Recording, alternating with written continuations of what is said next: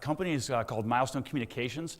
I build and own wireless cell towers. I build them on schools. In fact, if you've been to a high school in Fairfax County and you looked at the football field, you've probably seen one of my towers. They generate revenue. My investors love it. We give them a current return on their capital. I know a lot of you here are involved in raising money and deploying money and expanding your businesses. How much money is Verizon going to make off of this? Money or the kid? So the question you're asking is how much money do we make from building a cell tower on the site? Yeah. Well, look, I mean, I'm a business person. This is my livelihood. This is how I support my family. This is how Matt supports his family, all the people that work in our team. But it's a great organization, great business.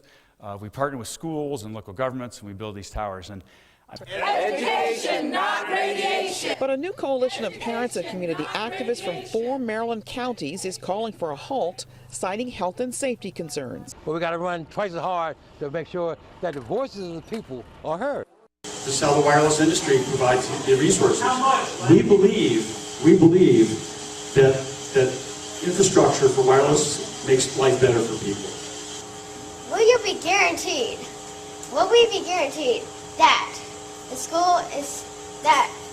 cell tower is safe for us kids and we won't get some sort of cancer or anything like that? Because I don't want cancer.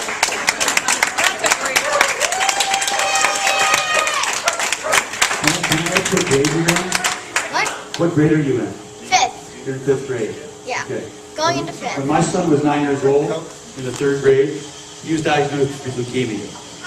he called, and he said, Len, I need you to take Matt out of school, and I need you to bring him into my office right now.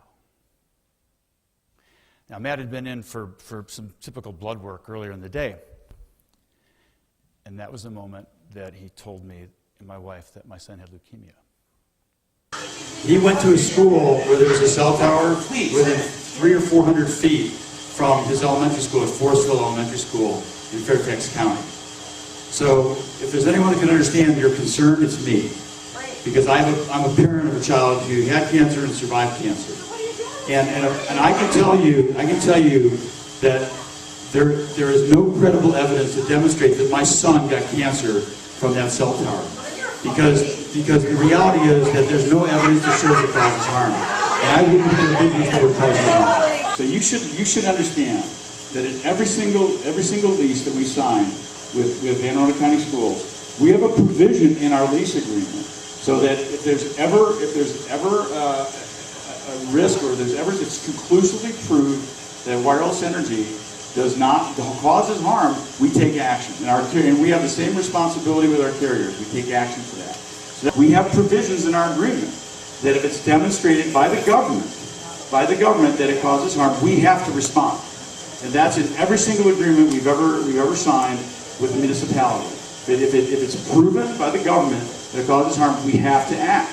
And so that's the fail-safe with respect to this issue that you're concerned about, which is the issue associated with harm. But when you add the animal study from the National Toxicology Program, the combined evidence, in my view, is that there is now sufficient evidence that radiofrequency radiation is carcinogenic to humans. That's IR category 1, and you can't ignore that. And the implications of this, we have to be cautious. Radiofrequency radiation is now ubiquitous. We're probably exposed to it in this room, even though we do not want to be.